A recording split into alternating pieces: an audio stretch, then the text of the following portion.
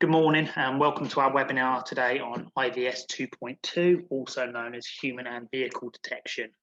I'm Ian, European Product Manager here at LILIN, and thank you for joining us. And for those of you who have come back for a second or third webinar, thank you again. So let's get started.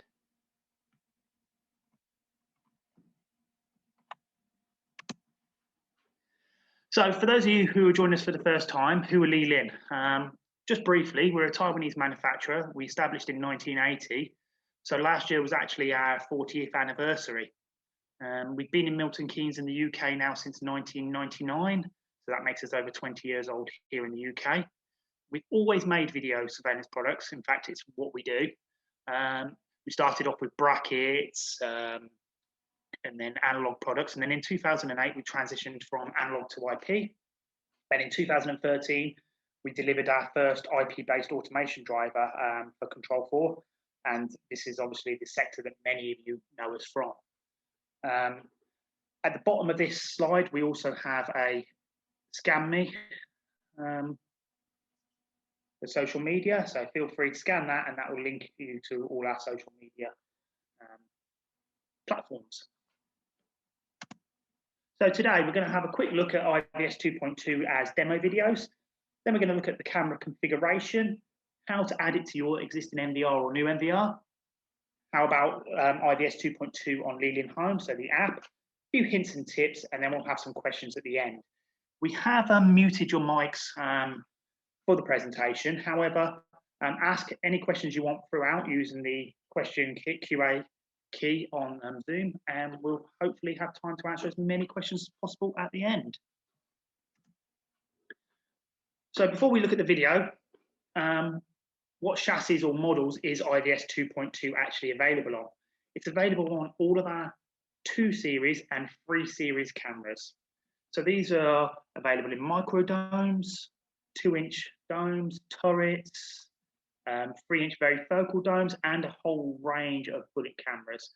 As I said, this is being recorded, so feel free to have a more detailed look at the page of chassis available. I won't bore you with our product range and our chassis, but again, it's available on our 2 and 3 series cameras. So they're our Starviz range. So the first video, this shows human detection. So only human causes an alarm. So we can see I've got some very well-behaved dogs, and they're not triggering the alarms, only me in the picture. Again, me and my daughter, the 2 humans are detected, while the dogs are not detected. So this could be a fox, a badger, anything, a spider even.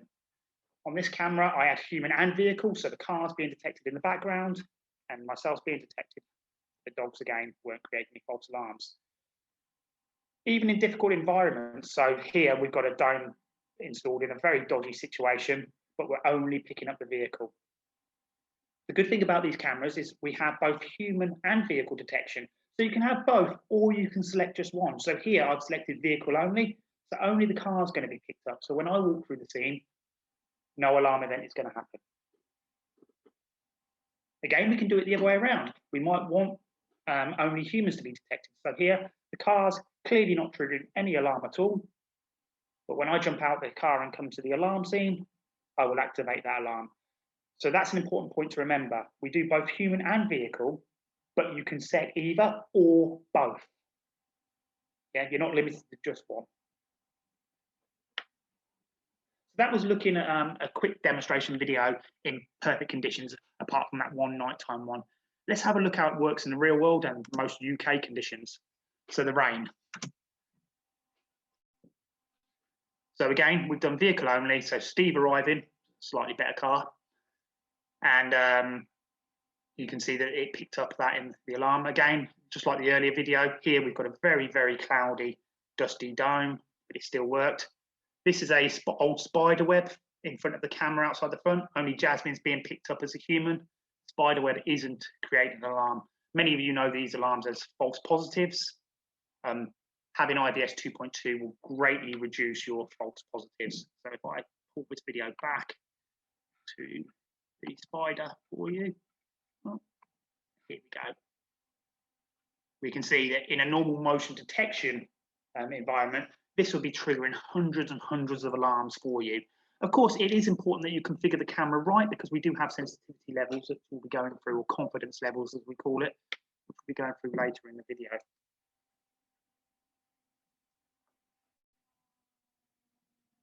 Cursor. Okay, so IVS 2.2, I mentioned that it's human and vehicle. We'll also hear it as people and car, many terminologies, but we can detect a human or a vehicle whilst ignoring all other objects. So moving vehicle tagged, moving human, but the dogs are not tagged. So let's look at the camera itself. So when you purchase the camera, it's important to say you must purchase the camera and tell us at the time of purchase that you want IVS 2.2 on it. We can't retro install IVS 2.2, so it must be at the time of purchase. When you first get the camera, it will look exactly the same as your normal cameras. And what you will do is you will enter the config menu on the camera, advanced mode, and then under Smart Event, IVS, you'll have this new massive long list of IVS events. Today, we're concentrating on detection zone for car and human. You'll also have a license key. Obviously, I've blacked this out here, and that will mean your IVS 2.2 is enabled. So the first thing to do, enter the config menu, go to IVS and set detection zone for car and human.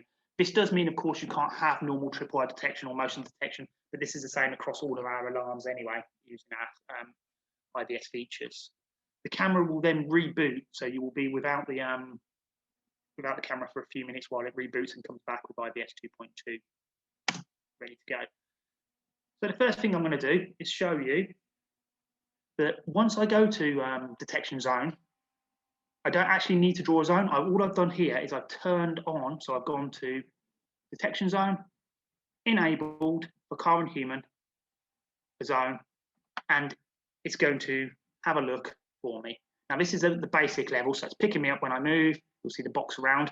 Now this box won't appear on things like your MVR. It's only on our web browser or our navigator software. It's just tagging us. But you may have seen in the previous videos, what we had is we had things like zones. But the IVS is actually detecting the whole area. So that's why I showed you this video first before we do any settings. It doesn't matter where I stand, I am being detected. But what we need to do is obviously tweak that for the situation we are in. So we do that in our IVS settings page. So we have several options here. I won't go through these today, but we do have at the end linked to some documentation that explains about the camera view and the processing quality. The ones I want to concentrate on are the confidence and the size, which we see here in this grid. So confidence can be set between 1 and 100. So this is very important when you're configuring the camera. The lower the confidence, the more alarms you will receive, because it's saying I'm 60% sure that it's a human or a vehicle. While if you go up to 99%, obviously you're going to completely eliminate false alarms, but the camera has to be very, very sure, which means you need a crystal clear image. It needs to be in perfect conditions. It needs to be close to the camera and meet all the criteria. So a lot like ANPR, when you're setting that up, each camera will need to be set up uniquely for its environment that it is in. So we've had a quick look at confidence. Generally, they come default at 50. So I tend to tweak it 10 each way first, see how it goes. That's just a little hint and tip until I'm happy. I also remember to check the confidence in nighttime as well, because you might find the perfect setting in day, and then at night, actually, you need to tweak that a little bit. The other critical factor is here. We have minimum and maximum sizes of objects within the screen. So let me get my drawer for you. So here I've set a minimum width of 5% by a maximum width. So what that helps me do is eliminate alarms from smaller objects that it might think of humans or vehicles and so on. So we have minimum width of 5%. So if we look here, if we imagine this is 100% and we break it down, here's 50% of the screen. So this would be 25. So we're saying that roughly it's got to be 5% of the screen, which would be probably about that width for an object. Not a great line. And then I've got a maximum width. So an object can be from minimum that wide to 50% of the screen that wide. Now that's important because remember, as someone approaches the camera, they're going to get a lot larger in the scene. So your depth of field really does change a lot. So this is why we have these minimum and maximums that can be set between 1% and 100%. Then we have minimum and maximum height. So again, I've done 5% on the height for this particular camera. So if we imagine this is my 50% line, my 25, we're saying that an object must be at least that big. And that's important because if somebody's back here, obviously 5% of the screen for a human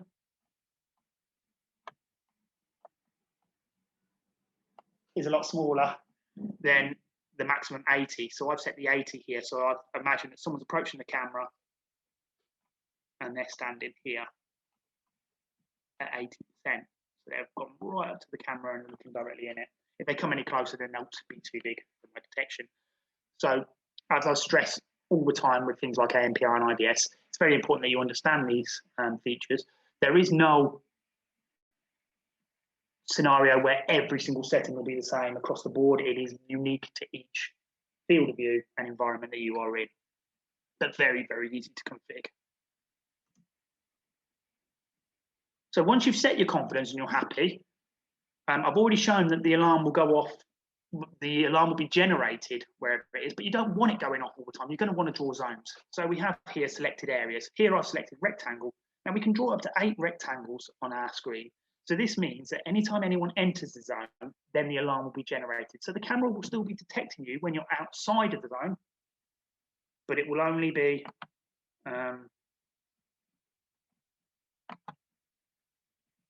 so here I'm being detected, but only when I enter the zone look do I create the motion alarm, which is going to either fire a notification to my app or tell my NVR to record or log the event. So the first one we just looked at there was called rectangle. As you saw, I just want to go back.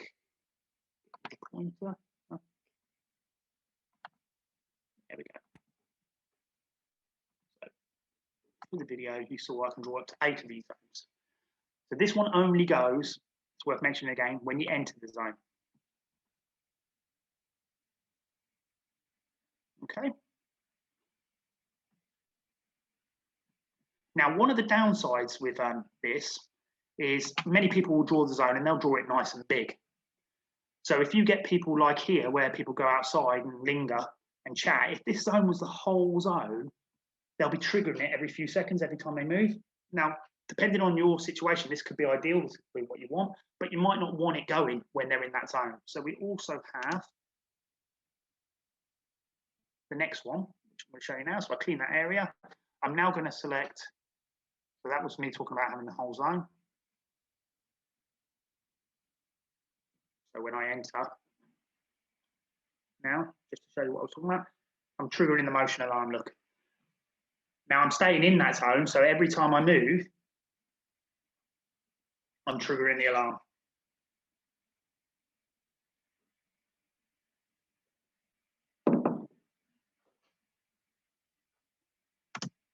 Now, if I don't want to do that, what I can do is actually edit and go to zone. I know it's a bit backward with the wording. Zone means that I'm drawing tripwire lines. So rectangles when you're in the zone. So yeah, a bit strange. This is, I'm drawing tripwires. So what happens here is you only create an alarm when you cross one of the tripwires. So you could be standing in the middle here. So there, I'm walked in, I've created an alarm. But when I hang about in the middle, look, I'm not creating any alarm. Remember that when you're doing these zones, the box around the image is slightly bigger than the image. So be careful where you draw your lines. But I'm not going to create another line until I cross tripwire, another alarm until I cross the tripwire again. There we go. So we have the two types, the rectangular when you walk into it and the zone when you cross the tripwire. And it's important that you get that one right for when you are creating these alarm events. But again, just like everything else, each scenario has its benefits and it's what's right for you.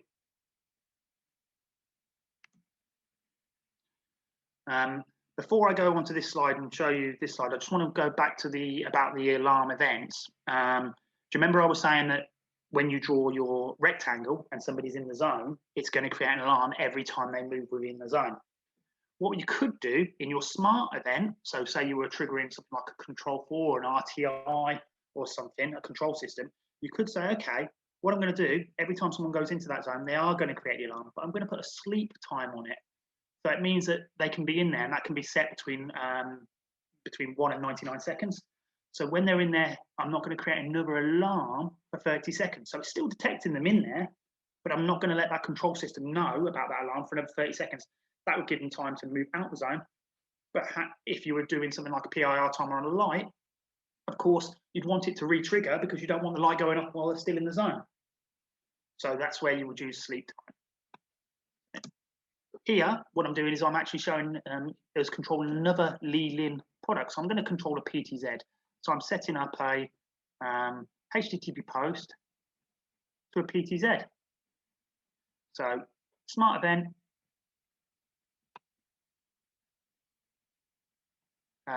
The trigger was the people, and the event's going to be PTZ, which I've set up already in my notification settings.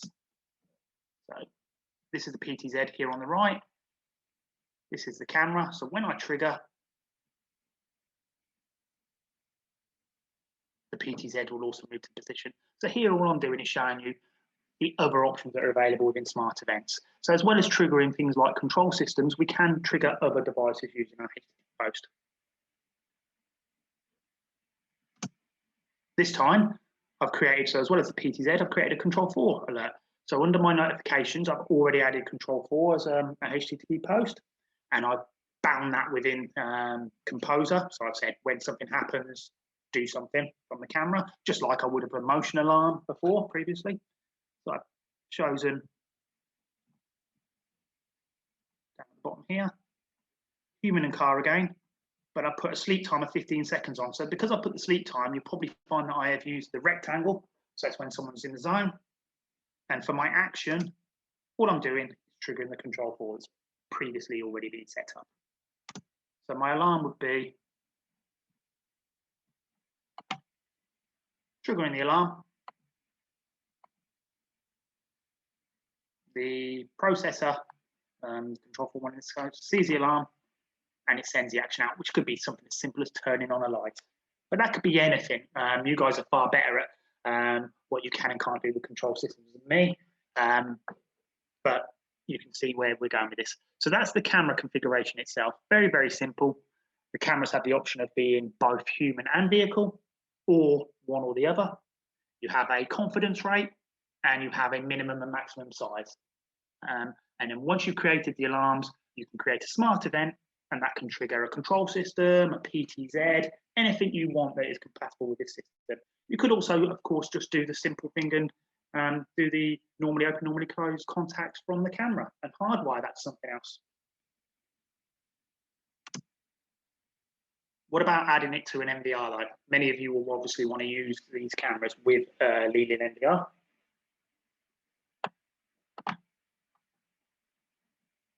So here, what I'm going to do is show you an NVR running.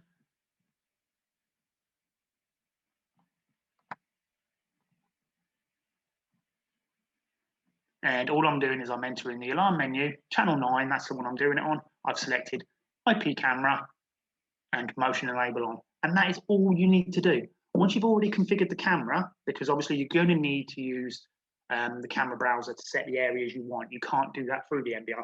It's important that I also mention for the cameras as well, you have to use Internet Explorer as your web browser.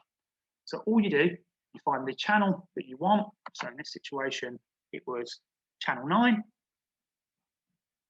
Into the NVR menu, alarm 9, turn it on. And it's that simple. From now on, events will be being tagged every time I'll call it a motion event, but we know that that's because it's being generated as an M. Every time your chosen vehicle or human detection is happening, you're creating that event that's being tagged. Our NVR new GUI also enables you to do things like a pop-up. So if you're using the HDMI output of the NVR, you can say every time there's a motion, pop up full screen before reverting back to your previous state. You can also bring in a message that will appear on the screen, so it could be vehicle, human, or whatever you wanted. That's that finished.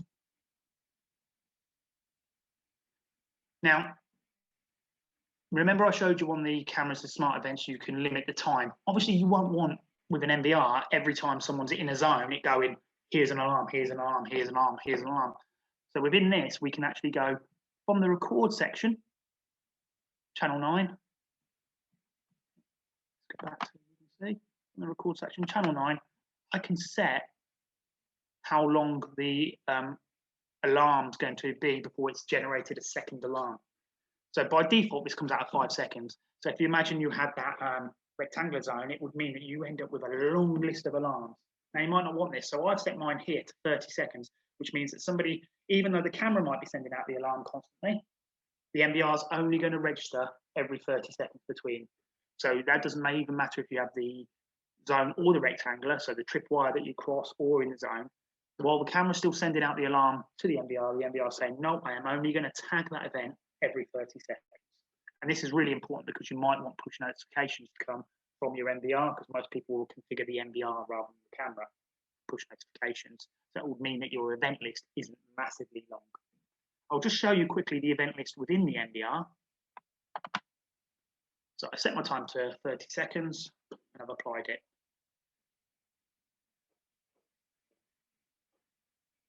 I can then go to the system menu on the MVR, and under alarm on the events, I can then choose the channels that I want to have a look at. So in this case, it's channel 9, the date, and hit search. And it will show me all the events, which will show as motion, remember, because they are motion events. They're just being created by a vehicle or a human. And that shows all the events from.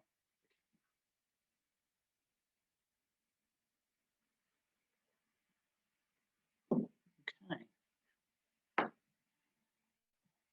Moving on. So as well as looking at the system log in the alarm, I can go to stream.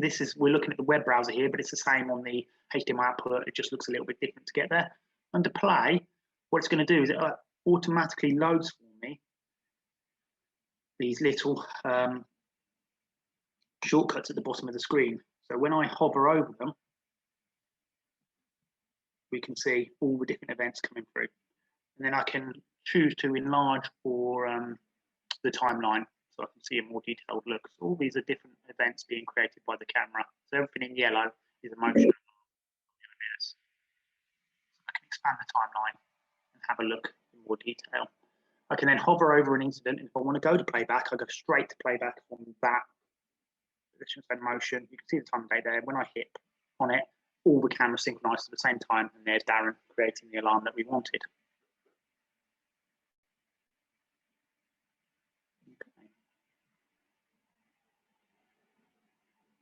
I can then also, another way, if you don't like the thumbnail approach, is within the search, you can search just by motion event, and all the alarms are listed here. And again, once you find the event you want, just double click on it and playback or synchronize. That.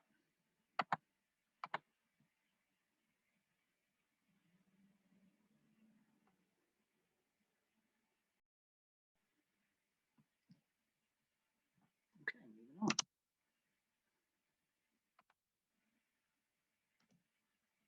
So that's the MVR and the cameras. Really, really easy to work together seamlessly. So the last thing we're going to look at is viewing the alarms in LILIN Home. So you'd have already set up LILIN Home and added the MVR, in this case, to your app. So it's already displaying as a group. You then go in on the MVR and say you want to do push notifications for the particular camera, and you'll get things like what you just saw there, push notification. When I hit on the event, it comes straight to the playback event. So very, very simple. And then I can zoom in, zoom out, move around. So that was just a normal push notification to the camera. We can also then go to our events log within the app, and this is really nice. It then lists all the different events. So obviously I've got lots of channels doing this IVS for me, but you can see that the gaps between them are quite large because I put the minimum 30 seconds on the alarm. That's why that part was important on the MVR, because you wouldn't want one every 5 seconds. You'd end up not looking, you'd be getting push notifications all the time. Well, if you set that record to a minute or 30 seconds, it means that something is happening when you choose to look.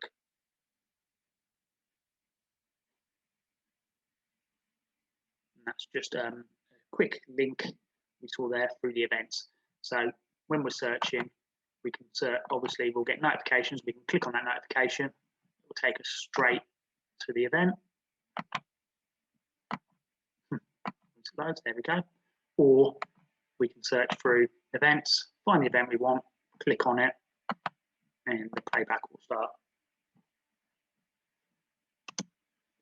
So some hints and tips, what I found when I've been configuring these cameras.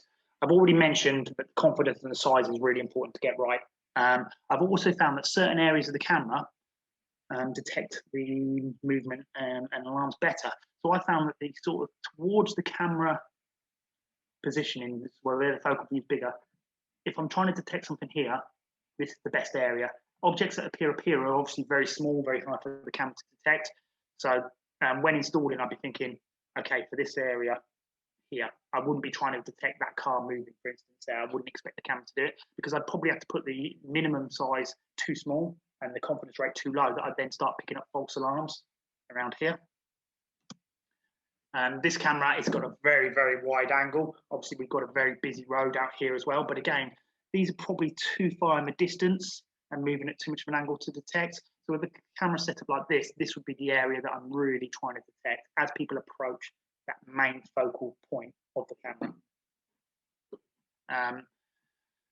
I've mentioned it a few times already. Also, remember, whenever you set your camera up, to have a look at your confidence and settings for nighttime performance, because they will vary depending on your scene, your illumination.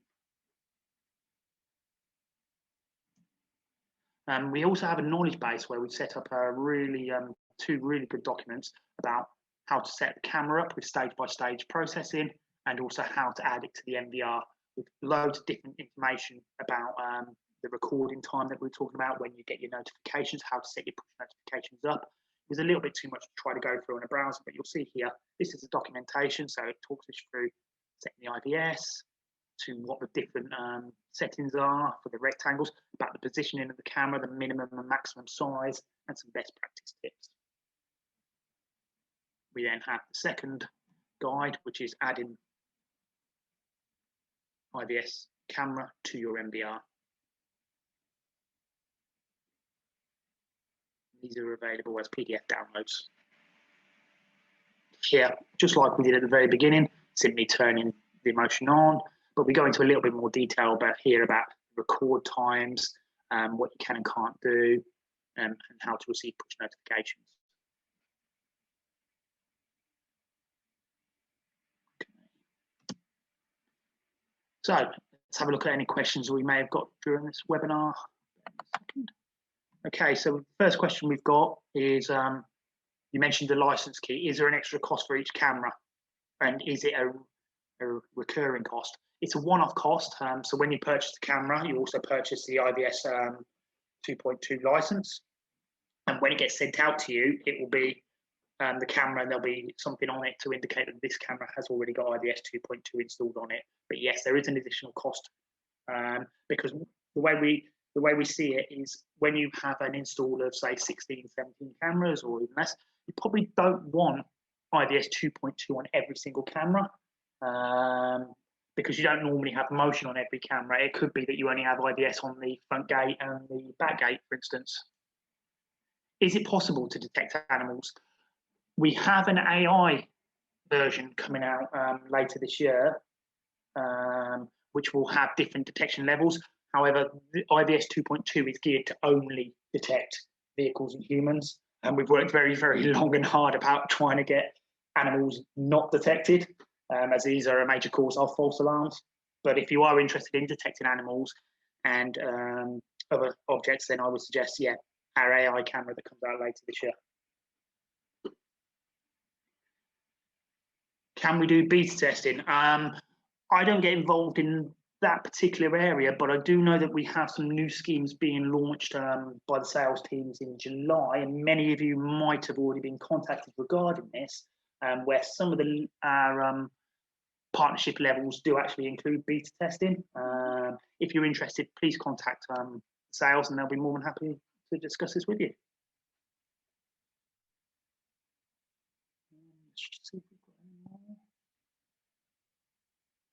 Am I able to trigger alarms on other control systems such as Crestron? Yes, if you've already using a LILIN driver that has the motion alarms, you can still use the same drivers and it will still work for you. Remember, what we're doing here is, in theory, still creating only a motion alarm. It's just the criteria to cause that motion alarm has been changed from anything that moves in a scene to only when a human or a vehicle moves in a scene. But fundamentally, it's still a motion alarm being created by a different source. Are you able to put this on your old M series and new 5 series cameras? Unfortunately, at the moment, as I stressed at the beginning, this is only available in our 3 and 2 series cameras. So these are our Starviz camera range. So that would be your P2 and your Z2s and your P3 and Z3 cameras. I've got a raised hand here. If somebody's just raised their hand, if you could type it in the Q&A section, that would be great for us, thank you.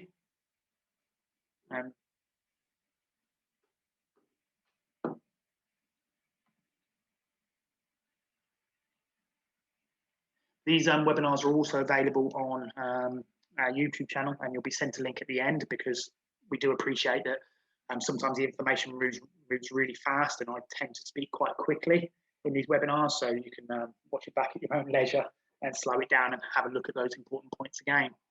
I'm just waiting on the final question to come through. We did have a raised hand, but it doesn't seem to be anybody else typing any questions on the QA section. Okay, so we'll bring this webinar to an end.